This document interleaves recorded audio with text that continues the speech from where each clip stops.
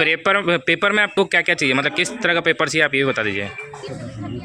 Madam एक minute, मेरा एक सवाल है जैसा आपने कहा कि वहाँ पे जिसका बंटवारा हो गया तो वहाँ पे लिखना है। जी हाँ दोस्तों, यदि आप भी बिहार के निवासी हैं और आपकी ज़मीन बिहार में है तो दोस्तों आपको भी बिहार में भूमि सर्वे करवाना अनिवार्य है।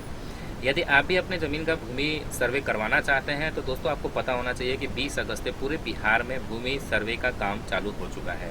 ऐसे में दोस्तों गांव-गांव जाकर के जितने भी जो कर्मचारी हैं, जो बहाल हुए हैं, वो जाकर के लोगों को जागरूक कर रहे हैं, बता रहे हैं कि आपको कौन कौन से कागज़ भरने हैं, कौन कौन से डॉक्यूमेंट्स लगाने हैं और आपको क्या क्या डॉक्यूमेंट्स देने होंगे। ऐसे में दोस्तों आज के इस वीडियो में आप लोगों को बताने वाला हूँ कि प्रपत्र 2 जो है वो कैसे भरना है, किन लोगों को भरना है, किन किन को भरने की ज़रूरत होती है।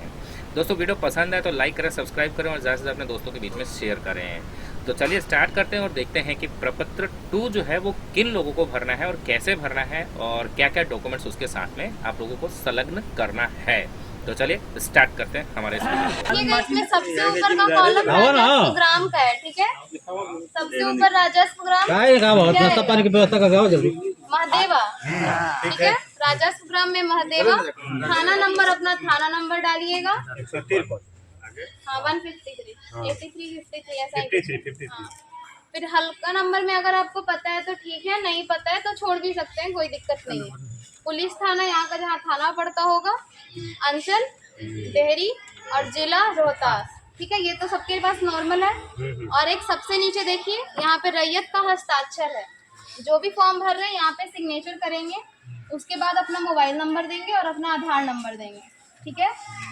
उसके बाद देखिए यहाँ सबसे पहला कॉलम, उसके नीचे यहाँ पे स्थान है, सबसे नीचे में स्थान उस जगह का लिखना है जहाँ पे आप लोग जाके जमा करिएगा। जैसे मान लीजिए कोई लोग जा रहे हैं दहौर, तो दहौर पंचायत में अगर जमा करते हैं तो यहाँ पे लिखेगा पंचायत सरकार भवन दहौर। जो यहाँ महादेवा में जमा कर रहे हैं वो लिखेंगे महादेवा, और जिस डेट में जमा होगा वो यहाँ पे डेट लिखेंगे, ठीक है।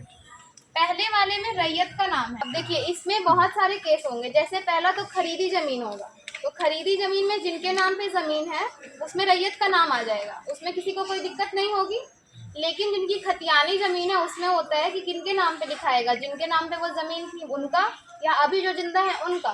तो इसमें उन लोगों का नाम लिखाएगा जो अभी जिंदा है और जिनको उस जमीन को अपने नाम पे करवाना है, ठीक है।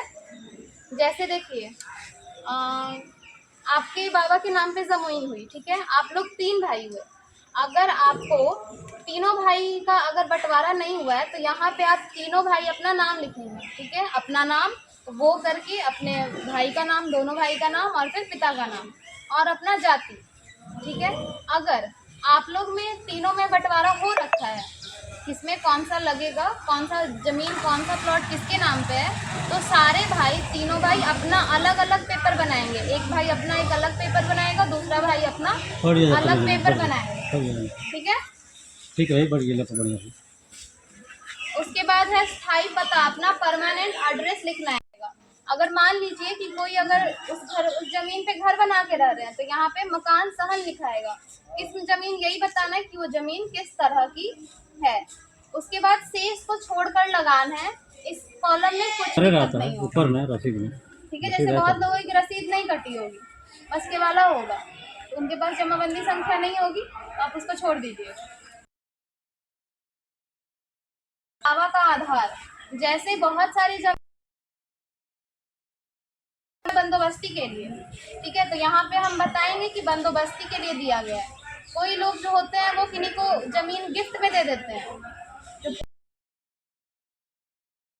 जो कॉलम में डालना है। और इसके बाद अभिव्यक्ति है, इसमें जो भी एक्स्ट्रा चीज आएगा, जैसे मान लीजिए आपका जमीन है लेकिन अगर दखल किन्हीं और का है तो यहाँ पे आप बताइएगा कि दखल किन्हीं और का है। अगर आपकी जमीन है और उस पर कोई केस कि इस जमीन पे इतना केस नंबर है, ये मेरा केस नंबर चल रहा है। जो भी जमीन में प्रॉब्लम होगी। मैडम एक मिनट, मेरा एक सवाल है जैसा आपने कहा कि वहाँ पे जिसका बंटवारा हो गया तो वहाँ पे लिखना है स्टार्टिंग में नाम, और जिन लोगों में बंटवारा नहीं हुआ है, जैसे 3 भाई हैं, तीनों में बंटवारा नहीं हुआ तो तीनों जने का नाम हैगा और सारा खेत और सारा खसरा और सारा रकबा सब कुछ डालना है वहाँ पे। और अगर बंटवारा हो गया है, अगर आप लोग का बंटवारा लगवा रहे हैं तो देखिए, अगर खतियानी जमीन है, वंशावली भी लगेगा तो उसका एक जेरोक्स इसके पीछे आपको स्टेपल भरना पड़ेगा। अगर आप बता रहे हैं कि मेरा बंटवारा हो पेपर में आपको क्या क्या चाहिए, मतलब किस तरह का पेपर चाहिए आप ये बता दीजिए। जैसे खतियानी जमीन है, उसके पास आपके खतियान का होगा। और अगर रसीद कट रहा है तो ठीक है, नहीं कट रहा है तो भी कोई दिक्कत नहीं, आपके पास जितना भी पेपर है वो काम चलेगा उससे। खरीदी जमीन है तो केवाला रहेगा तो भी काम चलेगा, लेकिन केवाला होना जरूरी है, रसीद